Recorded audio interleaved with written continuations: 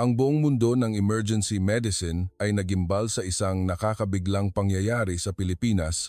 Ang pinakamataas na awtoridad sa Europa, isang propesor ng Alemanya, ay tuluyang nawalan ng imik nang masaksihan niya ang himalang Moises sa isang highway.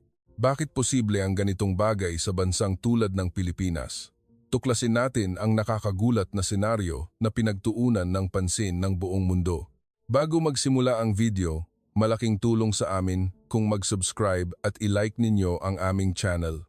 I-comment din po ninyo kung saan ninyo kami pinapakinggan. Kaya't simulan na natin. Naway maging maganda ang araw ninyo ngayon. Ang pangalan ko ay Heinz Müller. Nagtuturo ako ng emergency medicine sa Charité Universidad sa Berlin, Alemanya. Sa loob ng mahigit 30 taon, inanalisa at sinaliksik ko ang mga sistemang pang-emergency sa buong Europa. Pransiya, Inglaterra, Switzerland, Austria, sinuri ko mismo ang kanilang mga sistema ng pangangalagang medikal na pang-emergency at naglathala ng 12 mga papel pananaliksik. Ang aking aklatan sa opisina ay puno ng mga procedural manual para sa emergency medical care ng iba't ibang bansa. Efficiency, standardized procedures, at thorough regulation, ito ang tatlong pangunahing halaga na palagi kong binibigyang diin sa aking mga estudyante. Naniniwala ako na sa isang sitwasyong pang-emergency, ang sistema, hindi ang emosyon, ang dapat gumana. Tiyak at walang pagkukulang. Batay sa manual, iyon ang pamantayan ng emergency medicine na binuo ko sa loob ng 3 dekada. Sa totoo lang, wala sa listahan ng aking mga pinag-aaralan ang Pilipinas. Nakakita ako ng ilang materyales tungkol sa sistema ng pangangalaga sa kalusugan ng mga bansa sa Asia, ngunit karamihan nito ay nakatuon sa Singapore at ilang advanced na rehiyon. Nabalitaan ko na mabilis ang Pilipinas, ngunit naniniwala ako na ang bilis at katumpakan ay magkasalungat. Ang mabilis na pagtugon ay mabuti, ngunit kadalasan, nangangahulugan iyon ng paglaktaw sa mga pamamaraan o pagpapabaya sa detalye. Naaalala ko ang pag-uusap namin ng mga kasamahan kong propesor habang nanananghalian. Nang may magbanggit ng isang artikulo tungkol sa umuusbong na sistema ng emergency medical care ng Pilipinas, sumagot ako, may bilis, marahil, ngunit hindi pa sapat ang sistema. Iyon ang tapat kong paghatol. Hindi ko namamalayan, mayroon na akong imahe ng isang sistema na may bilis ngunit walang lalim. Ang pagbisita ko sa Maynila ay tinanggap ko ng walang anumang malaking inaasahan. Naanyayahan akong maging panelist sa International Emergency Medicine Forum sa Manila at magpresenta tungkol sa trauma emergency procedures na aking espesyalidad.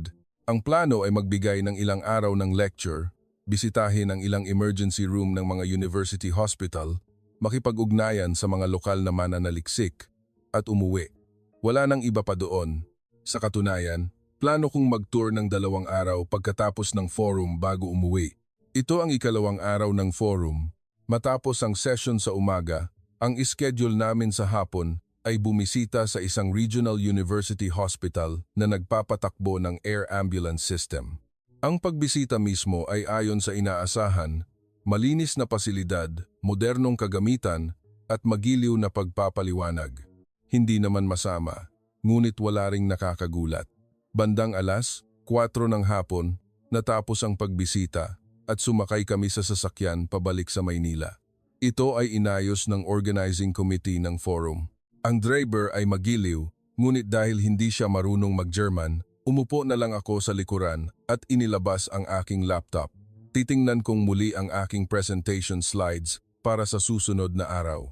Nang makapasok kami sa highway, napansin ko ang tanawin sa labas ng bintana. Ang mga sasakyan ay dumadaloy sa sementadong kalsada, nagpapanatili ng tiyak na distansya. Isang pamilyar na tanawin, hindi naiiba sa autobahn sa Alemanya. Nag-focus ako sa screen ng laptop. Isang pangkaraniwang oras ng pagbiyahe, walang espesyal na inaasahan, 1 oras na lumipas lang. Ngunit, mga 1 oras matapos kaming umalis, nagsimulang umilaw ang brake lights ng mga sasakyan sa harap namin, isa-isa. Sa una, inakala kong pagbagal lang ito, ngunit unti-unting dumami ang mga pulang ilaw hanggang sa tuluyang huminto ang lahat ng sasakyan. Isang ganap na traffic jam. Tiningnan ko ang orasan, alas 5:00 hapon. Siguro, Maghihintay kami ng 1 oras, bulong ko, at napabuntong hininga. Sa Europa, sa puntong ito, magsisimula ng umingay ang mga busina, may bababa sa sasakyan para tingnan ang sitwasyon, at susubukan ng mga driver na mainipin na lumipat ng lane. Ilang beses ko nang nasaksihan ang ganoong eksena, ngunit kakaiba, napakatahimik sa paligid. Walang maririnig na busina. Ang mga tao ay nakaupo lang sa loob ng kanilang mga sasakyan at walang nagbukas ng bintana para sumigaw sa galit. Ang driver sa harap at ang mga driver sa tabi ay tahimik lang na nakatingin sa unahan. Kultura siguro. Marahil, mapagpasensya ang mga tao rito, naisip ko, at ibinalik ang tingin sa laptop screen. Nagre-revise ako sa pangatlong slide ng presentation statistical data tungkol sa critical time sa resuscitation. At pagkatapos noon, hindi nagtagal, isang hindi kapani-paniwalang senaryo ang nagsimulang maglaro sa harap ko. Hindi ko alam na ang sandaling ito ang magiging panimulang punto na yayanig sa aking buong 30 taong karera. Mga 5 minuto matapos magsimula ang traffic jam. Nakatingin pa rin ako sa laptop screen, ngunit sa totoo lang, hindi ako makapag-focus. Napakatahimik sa paligid. Ito ang kauna-unahang pagkakataon na nakaranas ako ng ganitong katahimikan sa loob ng isang traffic jam. Sa Alemanya, matagal nang nakalakas ang radyo at may lumabas na para manigarilyo at magreklamo. Doon, may nakita akong gumagalaw sa unahan. Sa una, inakala kong guni-guni lang ito, ngunit hindi. Isang itim na sedan sa pangalawang lane ang nagsimulang gumalaw, dahan-dahan, napakadahan-dahan, patungo sa kaliwa. Hindi ito nagmamadali. Ito ay maayos at maingat, tila sumusunod sa isang ruta na nakaplano na. Lilipat ba ng lane? Kinunutan ko ng noo. Ang paglipat ng lane sa gitna ng traffic jam ay halos walang kabuluhan. Sa kalaunan, puno pa rin ang lahat ng lane. Ngunit kakaiba ang galaw. Ang sasakyang ito ay hindi ganap na lumipat ng lane. Sa halip, lumiko lang ito ng kaunti patungo sa center island, mga 30 centimeters. At kaagad, isang puting SUV sa kanang lane ang gumawa rin ng parehong galaw. Ngayon, sa kabilang direksyon, dahan-dahan itong gumalaw patungo sa shoulder ng kalsada, mga 30 cm din. Walang nag-utos, ngunit 2 sasakyan ang sabay na gumalaw, nagbubukas ng distansya. Isinara ko ang laptop at mas maingat na tumingin sa labas ng bintana. Ang mga sasakyan sa unahan ay sunod-sunod na nagsimulang gumawa ng parehong galaw. Ang mga sasakyan sa pangalawang lane ay sa kaliwa. Ang mga sasakyan sa unang lane ay sa kanan. Isang perpektong pagkilos, tila may isang hindi nakikitang konduktor. Walang police car, walang anunsyo sa radyo, walang mensahe na ipinakita sa electronic billboard, ngunit ang mga tao ay gumagalaw. Naisip ko kaagad, siguro may espesyal na panuntunan sa traffic jam sa bansang ito. Nakasaad ba ito sa batas trapiko? Ngunit kahit na ganoon, kakaiba pa rin ito. Kahit na itinakda ng batas, hindi madali para sa mga tao na mag-react kaagad at sabay-sabay. Sa Europa, ang priority passage para sa mga sasakyang pang-emergency ay siyempre itinakda ng batas. Ngunit ano ang nangyayari sa totoong sitwasyon? May mga sasakyang hindi nagbibigay daan kahit na umiiyak na ang sirena at may mga driver na natataranta at hindi alam kung saan iiwas.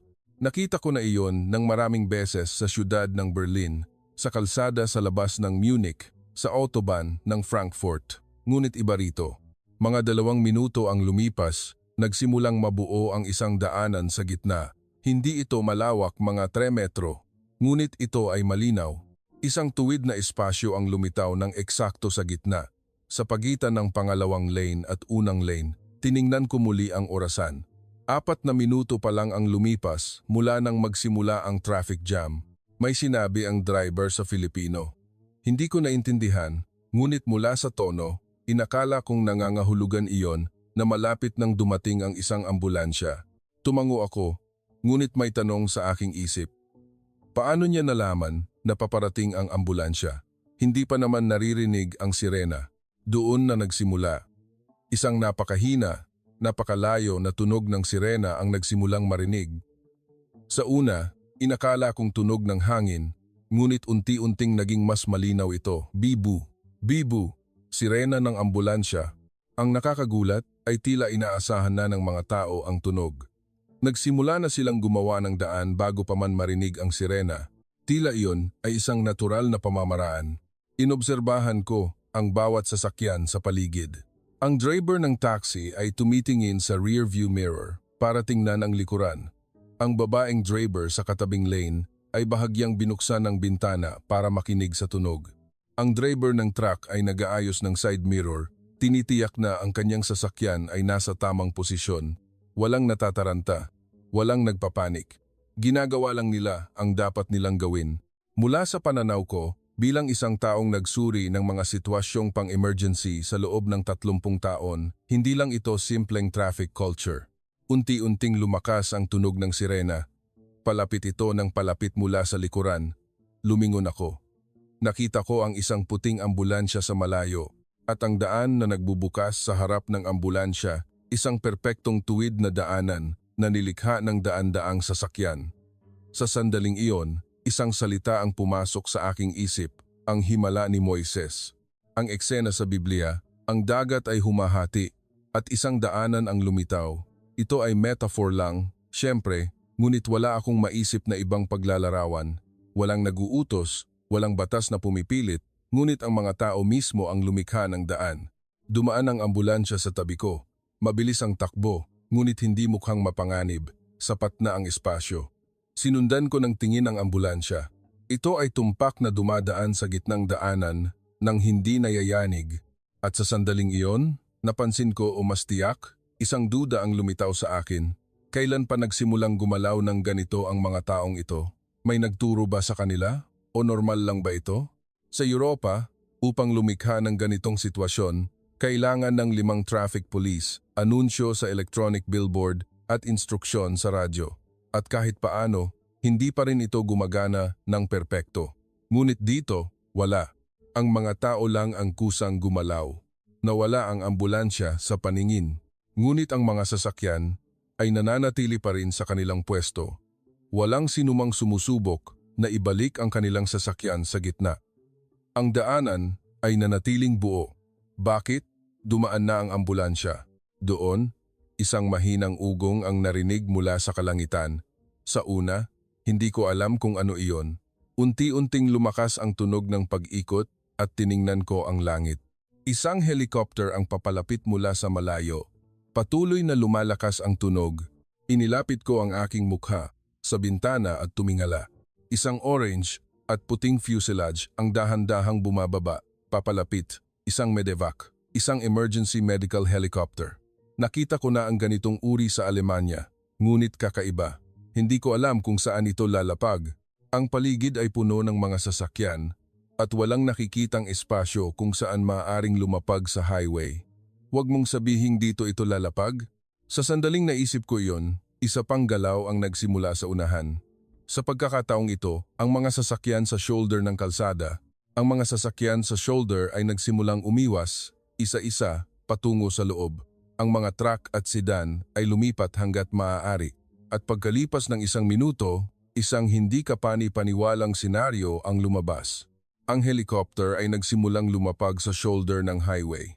Dahan-dahan at tumpak, nayanig ang mga sasakyan sa paligid dahil sa hangin na nilikha ng umiikot na rotor, ngunit walang natinag. Ang mga tao ay tahimik lang na nanonood sa loob ng kanilang mga sasakyan. Ganap na lumapag ang helicopter. Bumukas ang pinto at 2 medical staff ang tumalon. Tumatakbo sila patungo sa unahan, may dalang stretcher at kagamitang medikal. Ang daanan na kanilang dadaanan ay nakahanda na. Nagbigay daan ang mga sasakyan. Natulala akong nakatingin sa eksena. Sa loob ng 30 taon ng pag-aaral at pagtuturo ng emergency medicine, hindi ko kailanman nakita ang ganoong eksena sa isang aklat-aralin. Hindi lang sa aklat-aralin. Ito ang kauna-unahang pagkakataon sa totoong buhay. Sa Alemanya, lumalapag din ang mga medevac sa highway. Ngunit sa ganoong sitwasyon, unang darating ang traffic police para mag-regulate ng lugar at pilitin ang mga sasakyan na umalis. Isang gawain na tumatagal ng hindi bababa sa 15 hanggang 20 minuto. Ngunit dito, ang mga tao mismo ang lumikha ng espasyo. Walang utos, walang pamimilit tinitiyak ang sapat na espasyo para sa ligtas na paglapag ng helicopter. Tiningnan ko muli ang orasan. 7 minuto pa lang ang lumipas mula nang magsimula ang traffic jam. 7 minuto para matapos ang clearing ng daanan ng ambulansya at ang landing space ng helicopter. Posible ba ito? Gulong-gulo ang isip ko. Bilang isang propesor at mananaliksik ng emergency medicine, hindi ko alam kung paano ipapaliwanag ang sitwasyong ito. Iba ito sa lahat ng emergency response procedures na alam ko. Ang sistema ng emergency sa Europa ay top-down. Ang mga tagubilin ay nagmumula sa itaas at sumusunod ang mga mamamayan. Ang pulisya ang nagre-regulate, naglalabas ng mga anunsyo at nagre-react ang mga tao. Malinaw ang pagkakasunod-sunod. Ngunit ang nakita ko rito ay bottom-up. Ang mga mamamayan muna ang nagpapasiya, kumikilos sila, at pagkatapos noon, gumagana ang sistema. Kabaligtaran ang pagkakasunod-sunod. Nakita ko ang medical staff na isinasakay ang pasyente sa stretcher. Hindi ko nakita ng detalyado dahil malayo, ngunit ramdam ko na mabilis at sistematiko ang kanilang pagkilos. Isinakay nila ang pasyente sa helicopter at nagsimulang maghanda para sa paglipad. Muling umikot ang rotor. Lumakas ang hangin at umalpas ang alikabok, ngunit hindi gumalaw ang mga sasakyan. Lahat ay naghihintay na ganap na makalipad ang helicopter. Dahan-dahang umangat ang helicopter, 3 metro, 5 metro, 10 metro. Unti-unting tumaas ang altitude at kumiling ang fuselage patungo sa unahan. Marahil, papunta sa malapit na ospital. Habang pinapanood ko iyon, bigla kong naalala ang isang verse sa Biblia. Ang dagat na pula ay nahati at ang mga Israelita ay dumaan sa gitna. Ang himala ni Moises. Isang kwento na narinig ko sa simbahan noong bata pa ako. Siyempre, hindi ako isang theologian, isa akong medical scientist, isang tao na tumitingin sa mundo batay sa scientific evidence at datos. Ngunit sa sandaling iyon, hindi ko naramdaman na labis ang paglalarawan. Daan-daang sasakyan ang lumikha ng 100 at dumaan doon ang mga taong nagliligtas buhay. Hindi iyon isang milagro, iyon ay resulta ng pagpili ng mga tao. Ngunit nang magsama-sama ang mga pagpipiliang iyon, lumitaw ang isang eksenang tila isang himala. Tuluyang nawala ang helicopter sa paningin. Dahan-dahang nagsimulang bumalik ang mga sasakyan sa kanilang orihinal na posisyon. Ang mga sasakyan sa pangalawang lane ay bumalik sa gitna. Ang mga sasakyan sa unang lane ay bumalik sa normal na posisyon. Ang mga sasakyan sa shoulder ay bumalik sa kanilang lugar. At pagkalipas ng mga 5 minuto, nagsimulang mag-relax ang traffic jam. Unti-unting gumalaw ang mga sasakyan sa unahan at sumunod ang aming sasakyan. Parang natural lang, na parang walang nangyari. Natulala pa rin akong nakatingin sa labas ng bintana. Hindi ako sigurado kung totoo ba ang eksena na nakita ko. May sinabi ang driver, ngunit hindi ko narinig. Ang aking isip ay puno ng nakita ko. Hindi lang ito simpleng traffic culture. Isa itong sistema. May gumaganang hindi nakikitang sistema. Nagsimulang bumilis muli ang sasakyan. Ngunit maraming tanong ang lumitaw sa aking isip. Kailan, paano, at bakit posible ang ganitong pagkilos? At higit sa lahat, maaari ba itong i-apply sa ibang mga bansa? Sa sandaling iyon, napagtanto ko, ang pagbisita ko sa Pilipinas ay hindi matatapos bilang isang simpleng academic forum. Ang nakita ko rito ay hindi lang isang pananaliksik, isa itong shock na nagpapaisip sa akin tungkol sa aking buong 30 taong karera. Mabilis na lumipas ang oras kaysa sa inaasahan. Habang pabalik kami sa Maynila, hindi ako umimik. Ang laptop ay nakasarado sa bag, hindi na mahalaga ang presentation slides. Ang aking isip ay puno ng nakita ko sa highway. Ang paghati ng mga sasakyan, ang sandali ng paglapag ng helicopter, at ang oras kung kailan ito lahat nangyari. Pagdating sa hotel, nagmadali akong pumasok sa kwarto, kinuha ang notebook at sinimulan kong i-record ang mga pangyayari na sinusundan ng aking alaala. Ang kabuuang oras na ginugol, mga 12 minuto. Huminto ako sa pagsusulat at tiningnan muli ang numero, 12 minuto. Iyon ang kalkulasyon, 12 minuto lang ang inabot mula sa simula ng traffic jam hanggang sa paglipad ng helicopter. Sa una, inakala kong nagkamali ako. Napakaliit na oras. Paano kung ang parehong sitwasyon ay nangyari sa Alemanya? Nag-simulate ako sa aking isip. Una, ang tawag ng aksidente. Ang pulisya ay aalis. Hindi bababa sa 5 minuto para makarating sa scene. 3 minuto para malaman ang sitwasyon at simulan ang regulasyon ng trapiko. 10 minuto para sa ambulansya na makarating. 5 minuto para humiling ng helicopter at kumuha ng pahintulot sa paglapag. 5 minuto para sa pagdating ng helicopter. Hindi bababa sa 38 minuto at iyon ay kung perpekto ang lahat. Sa totoo lang, minsan umaabot ng 50 minuto hanggang 1 oras.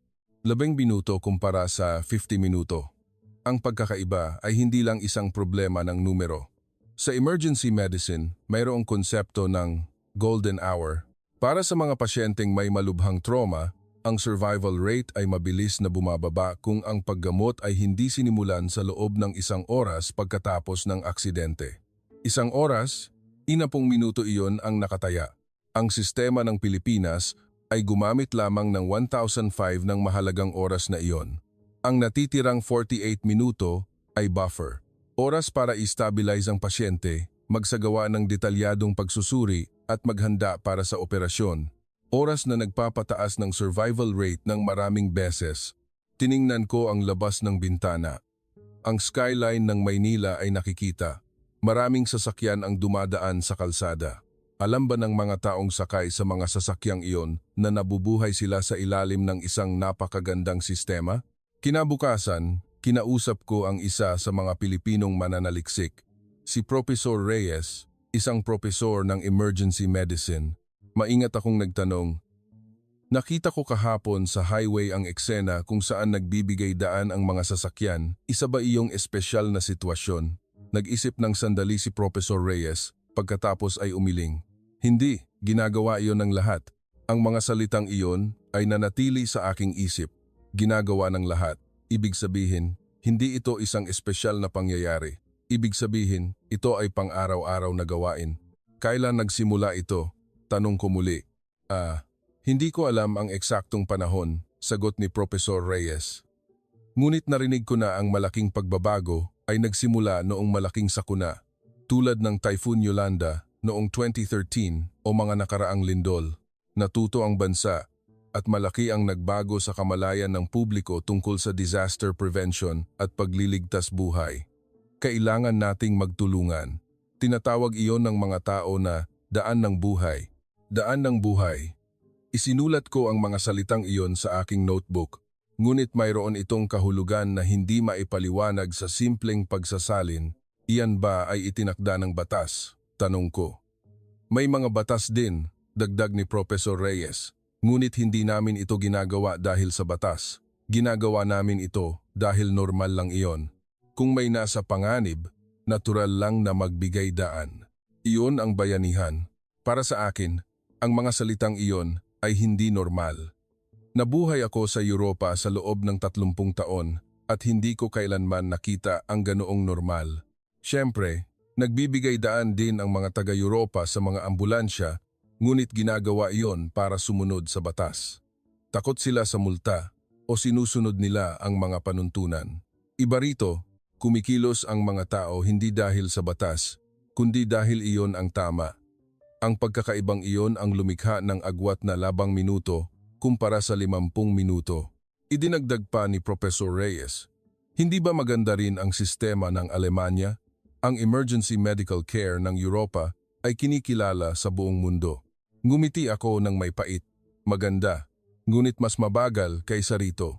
Iyon ay isang katotohanan na kailangan kong aminin. Nakita ko mismo na mayroong mas mahusay na modelo kaysa sa sistema na pinaniniwalaan kong pinakamahusay sa loob ng 30 taon.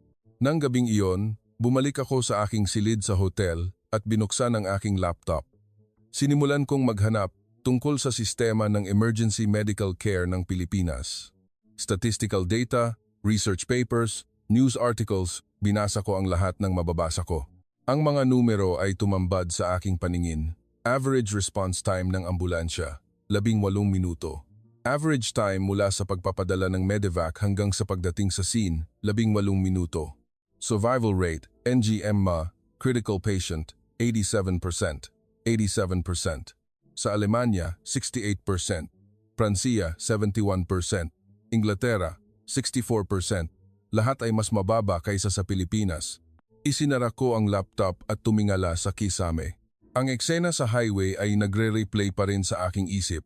Ang paghati ng mga sasakyan, ang paglapag ng helicopter, at ang katotohanan na nangyari ang lahat ng iyon sa loob ng 12 minuto. Totoo ba ito? Tanong ko. Ngunit ang sagot ay malinaw. Ito ay totoo. Nakita ko ito sa sarili kong mga mata. At ang katotohanang iyon ay nagpapaisip sa akin na muli tungkol sa lahat ng teorya na itinuro ko. Nagsisimula na ang pangangalagang medikal sa labas ng ospital. Ito ang huling araw ng forum. Ako na ang magpe-present. Ang tema ay Critical Time Management in Trauma Patient Resuscitation. Ipinakita ko ang aking slides at hinawakan ang microphone. Sa audience ay nakaupo ang mga eksperto sa emergency medicine mula sa iba't ibang bansa. Sinimulan ko ang aking presentasyon, mga kaso sa Alemanya, average statistics sa Europa, standard procedures ang nilalaman na sinaliksik ko sa loob ng 30 taon. Ngunit kakaiba.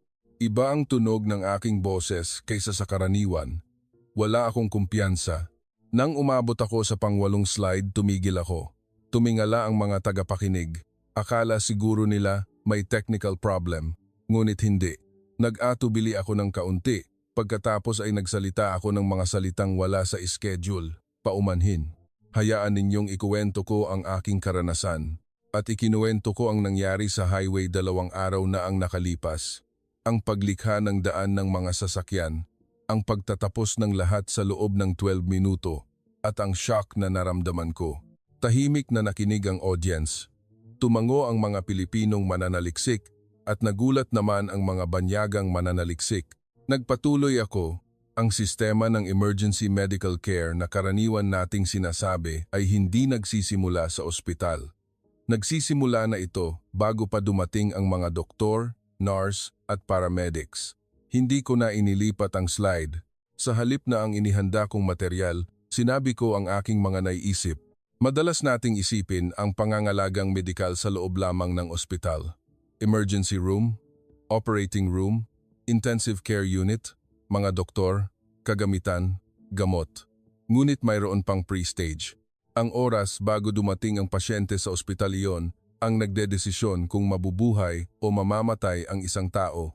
Noong nagtuturo ako sa Alemanya, binigyang diin ko rin ang kahalagahan ng oras na ito. Palagi kong sinasabi sa aking mga estudyante, mabilis na mag-transport, ang oras ay buhay. Ngunit iyon ay pananaw ng medical professional na kailangan nating kumilos ng mabilis. Ang nakita ko sa Pilipinas ay hindi ang mabilis na pagkilos ng medical professional kundi ang pakikipagtulungan ng buong lipunan upang makakilos ng mabilis ang mga medical professional. Ang pagkakaibang iyon ang lumikha ng isang napakalaking resulta. Ang daan patungo sa ospital ay bahagi rin ng pangangalagang medikal. Binigkas ko ng malinaw ang huling pangungusap. Natahimik ang audience. Naririnig ko ang tunog ng pagsusulat ng tala. Ang sistema na nakita ko sa Pilipinas ay hindi teknolohiya, hindi rin kagamitan. Ito ay ang kamalayan ng mga tao. Ang kamalayan na kung may nasa panganib, dapat ay unahin siya kahit na maantala ka ng kaunti. Iyon ang bumuo sa sistema. Matapos ang presentasyon, dumating ang oras ng question and answer. Isang doktor mula sa Pransiya ang nagtaas ng kamay. Pang-araw-araw ba talaga iyan? Hindi ba't special case lang ang nakita ninyo? Umiling ako. Iyon din ang inakala ko sa una. Ngunit nang tanungin ko ang aking kasamahan sa Pilipinas, sinabi niya na ito ay pang-araw-araw na gawain. Hindi espesyal. Isa pang tanong ang lumabas. Isang propesor mula sa Inglaterra. Kung ganoon, posible ba iyan sa ibang mga bansa? Dapat ba nating pilitin sa pamamagitan ng batas? Nag-isip ako ng sandali at sumagot ako ng tapat. Hindi ko alam. Imposible sa pamamagitan lamang ng batas. Ang nakita ko sa Pilipinas ay higit pa sa batas. Ginagawa lang iyon ng mga tao bilang normal. Nang gabing iyon, nakipaghapunan ako sa ilang doktor na Pilipino. Nagtanong ako, sa totoo lang, gusto kong malaman, paano nabuo ang ganitong kultura? Sumagot ang isang doktor ng may ngiti. Hindi ko rin alam ng detalyado. Ngunit marahil, iyon ay ang konsepto ng mutual responsibility o bayanihan. Kung magbibigay daan tayo, maililigtas ang isang tao. Kung ganoon, dapat tayong magbigay daan. Napakasimpleng sagot, ngunit iyon mismo ang pinakamahalagang punto. Hindi komplikadong teorya o detalyadong sistema, kundi simpleng humanity, ang pagnanais na tumulong sa iba. At nagdagdag pa ang isa pang doktor, maaari rin kasing mangyari iyon sa akin o sa aking pamilya. Baka ako naman ang susunod, kaya kailangan nating tulungan ang iba. Reciprocity. Tumango ako. Isang lipunan kung saan naniniwala ka na kung tutulong ka, matutulungan ka rin. Ang tiwalang iyon ang bumuo sa sistema. Habang sakay ng taxi pabalik sa hotel, tumingin ako sa labas ng bintana, ang Maynila sa gabi. Abot-abala pa rin ang mga sasakyan. Bawat isa sa mga sakay ng sasakyang iyon ay mga taong magbibigay daan kung kailangan. Bigla kong naalala ang aking lecture room, ang aking opisina sa Berlin, ang aking mga estudyante, ang mga aklat-aralin. Ano ang itinuro ko sa kanila? Panuntunan, pamamaraan, procedure, mahalaga iyon. Ngunit hindi sapat. Nakaligtaan ko ang pinakamahalagang bagay. Ang emergency medical care ay hindi lang trabaho ng mga medical professional. Ang buong lipunan ay dapat makilahok. At ang paglahok na iyon ay hindi nagsisimula sa batas, kundi sa kamalayan. Nang gabing iyon, nagdesisyon ako na babaguhin ko ang nilalaman ng aking lecture pagbalik ko sa Alemanya. Isasama ko ang natutunan ko sa Pilipinas. Hindi ang himala ng 12 minuto, kundi ang pagpili ng mga tao na nagpahirap sa 12 minuto sa loob ng eroplano pabalik sa Alemanya. Ang mga ulap ay dumadaloy sa labas ng bintana. Isang 11 oras na biyahe. Mahabang oras, ngunit hindi ako nakatulog. Napakakomplikado ng aking isip. Ang nakita ko sa Pilipinas, ang naramdaman ko, at ang dapat kong gawin. Kinuha ko ang laptop at binuksan ang file. Isang dokumento na may pamagat na Comparative Study of Emergency Medical Systems. Ang draft ng aking thesis na sinisimulan ko na 3 taon na ang nakalipas. Ang nilalaman ay nagkukumpara at nag-aanalisa sa mga sistema ng Europa, Amerika at Hapon. Nag-scroll ako at binasa, ngunit kakaiba. Ang teksto na inakala kong perpekto ilang araw na ang nakalipas ay tila kulang ngayon. May mahalagang bagay na nawawala. Ang Pilipinas ay nawawala. Gumawa ako ng bagong section. Tinawag ko itong Ang Kaso ng Pilipinas at nagsimula akong mag-type. Ang eksena na nakita ko sa highway, ang 12-minutong response time, ang kusang loob na pagtutulungan ng mga mamamayan. Mabilis ang paggalaw ng aking mga daliri, ngunit bigla akong huminto. Sa harap ng isang pangungusap, ang sistema ng emergency medical care ng Pilipinas ay mas advanced ng humigit kumulang 20 taon kaysa sa Europa. Sa una, inakala kong exaggeration lang iyon. Ngunit nang kalkulahin ko, hindi pala. Upang makamit ang antas ng pagtutulungan ng mamamayan at bilis ng pagtugon sa Pilipinas sa Europa, kakailanganin ng hindi bababa sa 20 taon, 5 taon para gumawa ng batas, 5 taon para maipatupad ang batas sa lipunan, 10 taon para baguhin ang kamalayan ng mga tao, 20 taon. At iyon ay kung maayos ang lahat. Ngunit ang mahalaga ay hindi lang ang problema sa oras. Ang Pilipinas ay dumaan na sa 20 taon na iyon. Paano? Sa anong proseso? Nagtanong ako sa ilang tao noong nasa Pilipinas, ngunit wala akong nakuha na malinaw na sagot. May nagsabi na nagsimula ang pagbabago noong malaking sakuna noong 2013. May nagsabi naman na ito ay dahil sa kapangyarihan ng edukasyon na ang kultura ay natural na nagbago habang pinapalakas ang safety education sa mga paaralan. Marahil, iba't ibang factor ang nagsama-sama.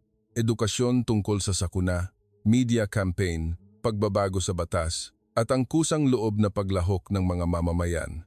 Ang lahat ay nag-ugnay. At nilikha ang kasalukuyang sistema, binigyan ako ng flight attendant ng tubig. Nagpasalamat ako at uminom ng kaunti at nag-isip ulit ako. Ang parirala bang mas advanced ng 20 taon ay tumpak? Sa totoo lang, ang salitang advanced mismo ay maaaring hindi angkop. Parang ang isang panig ay mas mabilis na gumagalaw sa parehong daan. Ngunit ang Pilipinas at Europa ay naglalakad sa magkaibang daan. Ang Europa ay nag-focus sa pagbuo ng sistema. Mas magandang kagamitan, mas mabilis na sasakyan, mas detalyadong pamamaraan top-down, pagbuo ng sistema mula sa itaas at pagpapababa nito. Ang Pilipinas ay nag-focus sa pagbabago ng kamalayan. Bawat mamamayan ay alam kung paano kumilos sa isang sitwasyong pang-emergency. Bottom-up, pagbuo ng kultura mula sa ibaba at pag-akyat. Bilang resulta, ang Pilipinas ay mas efficient. 12 minuto kumpara sa 50 minuto. Ang mga numero ang nagsasabi ng lahat.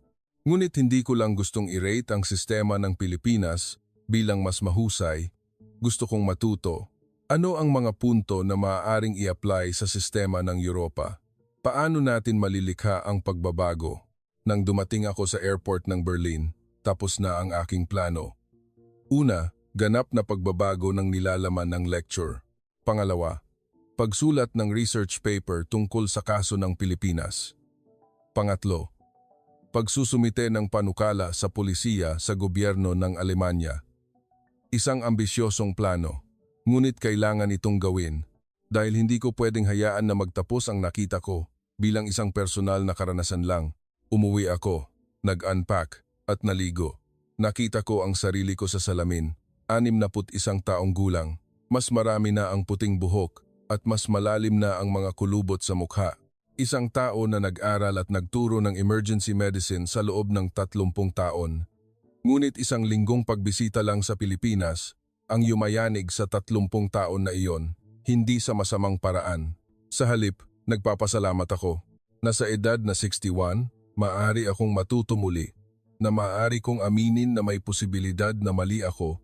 Kinabukasan, sinimulan ko ang aking trabaho. Binuksan ko ang aking lecture materials at binago ang kabanata ng Critical Time Management in Resuscitation. Nagdagdag ako ng bagong section sa kasalukuyang nilalaman, ang tungkulin ng mamamayan sa emergency medical care. At isinulat ko ang unang pangungusap.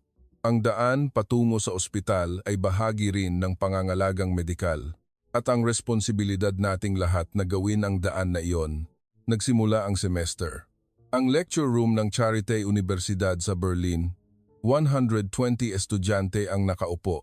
Ang klase sa Emergency Medicine Specialization para sa mga third-year students ang paksa na itinuturo ko sa loob ng 15 taon. Ngayon, pag-aaralan natin ang Critical Time Management in Resuscitation. Ipinakita ko ang unang slide. Iba ang nilalaman kaysa sa dati. Nagbukas ng notebook ang mga estudyante. Ang golden hour ng resuscitation. Alam ninyo na ito, para sa mga pasyenteng may malubhang trauma, ang pagsisimula ng paggamot sa loob ng 1 oras pagkatapos ng aksidente ang nagpapasya sa buhay at kamatayan. May isang tanong ako. Tiningnan ko ang mga estudyante. Sa loob ng 1 oras na iyon, ano ang magagawa ng isang doktor? Isang estudyante ang nagtaas ng kamay. I-stabilize ang pasyente at maghanda para sa operasyon. Tama. Ngunit iyan ay pagkatapos dumating ang pasyente sa ospital. Bago dumating ang pasyente sa ospital, nagkunot ng noo ang mga estudyante. Nagpatuloy ako. Ang mga paramedics ay pupunta sa scene, magbibigay ng first aid, at mag-transport. Tama. Ngunit bago iyon, bago dumating ang ambulansya sa scene, natahimik. Nagpakita ako ng bagong slide. Larawan ng isang highway sa Pilipinas. Ang mga sasakyan ay humahati sa kaliwa at kanan. Isang daanan ang nabuo sa gitna. Hindi ko iyon mismo ang kinuha, ngunit isang larawan na may katulad na sitwasyon. Ano ito? Daan ng buhay. Sagot ng isang estudyante. Tama.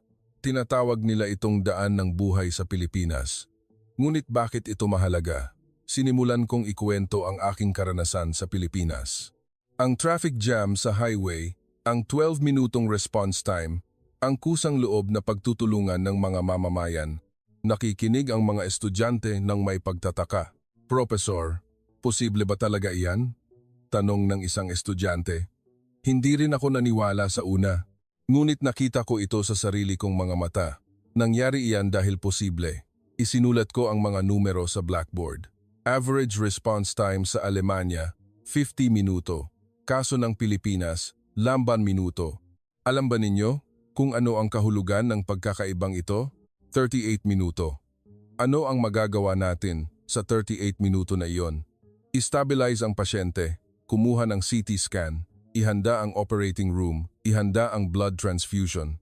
Oras iyan na magpapatunay na mas mataas ang survival rate ng maraming beses. Nagsimulang kumuha ng tala ang mga estudyante. Nagpatuloy ako, ngunit ang mahalaga rito ay hindi teknolohiya. Ang Pilipinas ay walang mas mabilis na ambulansya o mas magandang helicopter. Ang pagkakaiba ay ang kamalayan ng mga tao. Ang lecture ay tumagal ng 13 minuto kaysa sa karaniwan. Hindi nagreklamo ang mga estudyante. Sa halip, marami pa silang tanong. Posible ba iyan sa Alemanya?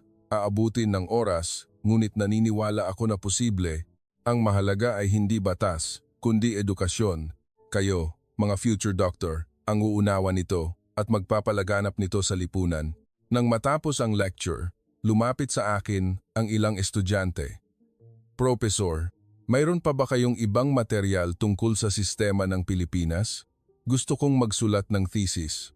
Ngumiti ako at ibinahagi ang aking mga materyales sa pananaliksik. At naisip ko, ganito nagsisimula ang pagbabago. Nang sumunod na linggo, nagkaroon ng monthly meeting ang German Emergency Medicine Association. Nagpresent ako bilang speaker. Ang tema, mga aral mula sa sistema ng emergency medical care ng Pilipinas. Ganoon din ang sinabi ko sa harap ng aking mga kasamahan na propesor. Ang karanasan sa highway, ang himala ng 12 minuto, ang kahalagahan ng paglahok ng mamamayan. Iba-iba ang mga reaksyon. Nagpakita ng interes ang ilang propesor. Interesante, tila sulit na saliksikin pa. Ngunit mayroon ding mga skeptical na reaksyon. Sinabi ni isang matandang propesor, Professor Muller, hindi ba iyan ay isang cultural peculiarity ng Asya? Possible iyan dahil sa isang collectivist society. Ang Europa ay isang individualist society. Hindi gagana ang parehong pamamaraan. Nag-isip ako ng sandali at sumagot ako. May mga cultural difference, syempre. Ngunit ang pagnanais na magligtas buhay ay lumalampas sa kultura. Gusto ring tumulong ng mga Aleman kung may nasa panganib. Hindi lang nila alam kung paano tumulong. Hindi ba't trabaho nating ituro iyon? Tumagal ang debate ng mahigit 1 oras. Walang konklusyon. Ngunit ang binhi ay naitanim. Nagpakita ng interes ang ilang propesor at nagpanukala ng joint research. Nang gabing iyon, pagbalik ko sa aking opisina, may natanggap akong email mula kay Professor Reyes, ang Pilipinong nakilala ko. Professor Müller, kumusta kayo sa Alemanya? Nakita ko ang video ng inyong presentasyon. Salamat sa pagpapakilala ng kaso ng Pilipinas sa ganitong paraan. Kung gusto ninyo, paano kung mag-joint research tayo sa susunod na taon? Agad akong sumagot. Oo, syempre. Masaya akong gagawin iyon. Habang pauwi ako ng gabing iyon, hindi sinasadyang nasaksihan ko ang isang aksidente sa trapiko, isang maliit na banggaan. 2 sasakyan ang nakahinto sa gilid ng kalsada. Itinigil ko ang sasakyan ko para tingnan kung may nasugatan. Sa kabutihang palad, walang nasugatan, ngunit nagsimulang bumagal ang trapiko. Ang mga driver ay nagbusina. Narinig ko ang mga boses na naiinis. Umalis na kayo agad. Bakit kayo nandyan? Tiningnan ko ang eksena at naisip ko, mahaba pa ang daan. Ngunit kasabay nito, naisip ko rin, ngunit maaari na tayong magsimula. Ang natutunan ko sa Pilipinas ay hindi isang perpektong sistema. Ito ay ang pag-asa na posible ang pagbabago. Ito ay ang tiwala na ang mga tao ay maaaring magbago. At ang pagbabagong iyon ay nagsimula na sa aking lecture room. Lumipas ang 1 taon, malamig pa rin ang Berlin at kulay abo pa rin ang kalangitan sa taglamig. Ngunit ang aking opisina ay nagbago. May bagong poster na nakapaskil sa dingding. Daan ng buhay. Buhay, ang iyong pagpili ang nagliligtas buhay. Isang poster na nakasulat sa German at English. Material sa pagpapakalat na ginawa namin ni Professor Reyes. Sa loob ng taon na ito, nagsagawa kami ng joint research. Pagkukumpara sa sistema ng emergency medical care ng Pilipinas at Alemanya, pagbuo ng model ng paglahok ng mamamayan, at pagdisenyo ng educational program. Naglathala rin kami ng 2 paper. Ang isa ay sa isang European Emergency Medicine Journal at ang isa naman ay sa isang International Medical Journal. Maganda ang mga reaksyon. Maraming mananaliksik mula sa iba't ibang bansa ang nagpakita ng interes at nagsimula ng katulad na pananaliksik. Ngunit ang pinakamalaking pagbabago ay nangyari sa aking lecture room. Nagbago ang mga estudyante. Sinimulan nilang tingnan ang emergency medicine hindi lang bilang isang medical technique, kundi bilang isang social system, bilang citizen participation at bilang isang kultura. Ang isang estudyante ay ginawang thesis ang panukala para sa pagpapatupad ng daan ng buhay sa German highway. Ang isa naman ay nagsimula ng volunteer work sa safety education sa mga lokal na paaralan. Maliit na pagbabago, ngunit makabuluhang pagbabago. Ngayon ay isang espesyal na araw. Ang German Ministry of Transport at Ministry of Health ay nagpulong. Ang tema, mga estratehiya para sa pagkakaisa ng mamamayan sa panahon ng emergency. Naanyayahan akong maging keynote speaker. Puno ang venue. Mahigit 200 tao ang nagtipon, kabilang ang mga government official, medical professional, professor, at kinatawan ng citizen group. Tumayo ako sa podium at hinawakan ang microphone. Mga kasama, ang pag-uusapan ko ngayon ay nagsimula 1 taon na ang nakalipas sa Pilipinas at ikinuwento ko muli ang karanasan noong araw na iyon. Ang traffic jam sa highway, ang himala ng 12 minuto, ang daan ng buhay na nilikha ng mga sasakyan. Huminga ng malalim ang mga tagapakinig habang nakikinig. Napagtanto ko noong araw na iyon. Ang critical time sa resuscitation ay hindi lang responsibilidad ng mga doktor. Inilipat ko ang slide. Lumitaw ang statistical data. Sa Alemanya, kung may emergency patient, umaabot ito ng average na 50 minuto, Pilipinas, 12 minuto. Ang pagkakaibang ito ay hindi sa kagamitan o teknolohiya, ito ay ang pagkakaiba sa kamalayan ng mga mamamayan. Isang government official ang nagtaas ng kamay. Kung ganoon, posible ba iyan sa Alemanya? Posible, ngunit hindi magiging madali. Hindi sapat ang paggawa lang ng batas. Kailangan ng edukasyon. At higit sa lahat, kailangan ng tiwala. Tiwala? Oo. Ang tiwala na kung magbibigay daan ka, matutulungan ka rin balang araw. Ang tiwalang iyon ang bumubuo sa sistema. Tumagal ang seminar ng 3 oras. Nagkaroon ng masiglang diskusyon at maraming ideya ang lumabas. Sa pagtatapos, nag-anunsyo ang kinatawan ng Ministry of Transport. Magsisimula kami ng pilot project sa susunod na taon. Mula muna sa highway at unti-unti nating palalawakin sa buong bansa. Palakpakan ang lahat. Pumalakpak din ako. Ang eksena na nakita ko sa Pilipinas, 1 taon na ang nakalipas ay may posibilidad ng magkatotoo sa Alemanya. Nang matapos ang seminar, nilapitan ako ng isang babae. Professor, isa po akong paramedic. Talagang na-inspire po ako sa inyong kuwento. Ang pinakamahirap po talaga sa trabaho namin ay ang traffic jam.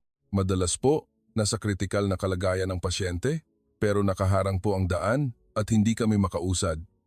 Naiintindihan ko, kaya kailangan ng pagbabago. Ibabahagi ko po ang kuwento ninyo sa aking mga kasamahan. Kailangan kaming magsimula. Tumango ako. Salamat. Kung ang mga taong nagtatrabaho sa field ang nagnanais ng pagbabago, mas mabilis itong matutupad. Nang gabing iyon, pagbalik ko sa aking opisina, may mensahe akong natanggap mula kay Professor Reyes. Professor Müller, nakita ko ang balita tungkol sa seminar sa Alemanya. Congratulations. Ang inyong pagsisikap ay nagbubunga na. Sumagot ako, salamat kay Professor Reyes. At salamat sa Pilipinas. Ang natutunan ko ay hindi teknolohiya, kundi pilosopiya. Tiningnan ko ang labas ng bintana. Ang mga sasakyan ay dumadaloy sa siyudad ng Berlin. Magbibigay daan kaya ang mga sasakyang ito kung kailangan? Gusto kong maniwala na oo. Sa lecture ng sumunod na linggo, sinabi ko sa aking mga estudyante, kayo ang mga future doctor. Ngunit tandaan ninyo, ang trabaho ng isang doktor ay hindi nagtatapos sa loob lamang ng ospital. Ang oras bago dumating ang pasyente sa ospital ay responsibilidad din natin. Tanong ng isang estudyante. Kung gayon, ano ang magagawa namin? Turuan ninyo kami, ang inyong pamilya, mga kaibigan, mga pasyente, kung paano kumilos sa isang emergency at kung bakit mahalaga ang pagtulong sa iba. Sa ganoong paraan, magbabago tayo, isa-isa. Nang matapos ang lecture, umupo akong mag-isa sa aking opisina. Nasa mesa ang notebook na sinulatan ko sa Pilipinas, 1 taon na ang nakalipas. Ibinuklat ko ang pahina. At may isang pangungusap ang napansin ko. Ang daan patungo sa ospital ay bahagi rin ng pangangalagang medikal. Kinuha ko ang panulat at nagdagdag pa ng isa pang pangungusap sa ilalim nito. At ang paggawa ng daan na iyon ay responsibilidad nating lahat. Sa edad na 61, natuto ako ng bagong bagay. Na ang 30 taon ng karera ay hindi lahat, na marami pa akong dapat matutunan. At na posible ang pagbabago. Binago ng isang linggo sa Pilipinas ang aking buhay. Bilang isang mananaliksik, bilang isang propesor, at bilang isang tao. Ngayon, sigurado ako. Ang critical time sa resuscitation ay hindi lang responsibilidad ng mga doktor. Ito ay responsibilidad ng buong lipunan. At sa isang lipunan na tumutupad sa responsibilidad na iyon, mas maraming buhay ang maililigtas. Pinatunayan iyan ng Pilipinas. Ngayon, oras na para matuto ang Alemanya, ang Europa at ang mundo. Ipinagmamalaki ko na naging maliit na bahagi ako ng pagbabagong iyon at umaasa ako na ang kuwentong ito ay ipapasa. Mula sa isang tao patungo sa iba, mula sa isang bansa patungo sa iba. Dahil ang daan patungo sa pagliligtas buhay ay nilikha nating lahat ng sama-sama. Dito, nagtatapos ang ating kwento ngayon sa pamamagitan ng kwento ni Dr. Heinz Müller na Aleman. Nakita natin kung gaano ka-espesyal ang mga bagay na inaakala nating normal kung titingnan mula sa pananaw ng mundo. Ang himala ng 12 minuto sa highway hindi iyon teknolohiya, kundi resulta ng ating pagpili. Kung nanatili sa inyong puso ang kwentong ito, malaking tulong sa amin kung mag-subscribe kayo at mag-iwan ng komento. Ang inyong maliit na suporta ay nagiging lakas para makagawa ng mga kwento. Nawa ay maging mapayapa ang araw ninyo ngayon. Dito nagtatapos ang kwento, ngunit ang nasaksihan natin ay hindi lang simpleng pagkakaiba sa traffic culture. Ang daan ng buhay na lumitaw sa highway, hindi ito nilikha ng utos ng sinuman, kundi isang tahimik na himala na nilikha ng pagkakaisa ng ilang segundo ng pag-iingat mula sa bawat hindi kilalang tao. Kung mangyayari ito sa akin o sa aking pamilya, ang imahinasyon na iyon ang nagtatayo ng pinakamakapangyarihang sistema na lumalampas sa batas at panuntunan. Ang tunay na lakas ay hindi nakasalalay sa pagiging pinakamabilis na umusad, kundi sa kabaitan na ibigay ang sarili mong oras para sa hindi mo kilalang tao. Ang paglalakbay ni Professor Heinz Müller ay nagtapos, ngunit ang liwanag ng pag-asa na sinindihan niya ay kumakalat na ngayon sa buong mundo. Sana ang kuwentong ito ay nagtanim ng maliit na binhi sa inyong puso.